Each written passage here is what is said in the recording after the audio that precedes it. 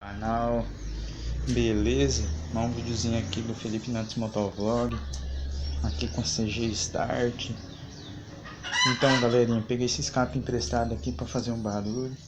Véi, eu tava com ele sem o filtro, pensa no bicho que berra. Agora eu já coloquei o filtro. Eu dei uma passadinha de bombril nele, que ele tava muito... Ele tava com umas... Não é por causa do dono não. O dono é de boa. É que ele deixou muito tempo guardado. Aí acontece, né? Ele vai oxidando. Então, eu passei um bombril nele. Deixei ele todo ajeitadinho. Então é isso aí.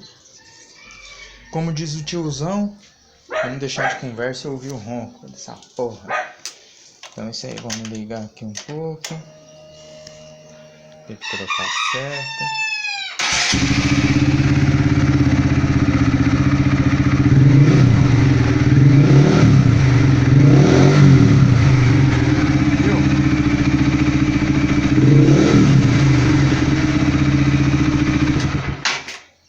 Viu galera, não cheguei nem na metade do acelerador, já tá um barulho da porra, e o cara colocou o lã de vidro, você vê como que tá.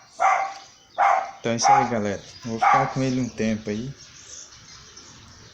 Então é isso aí, quem gostou deixa seu like, já inscreve e ajuda o canal a crescer.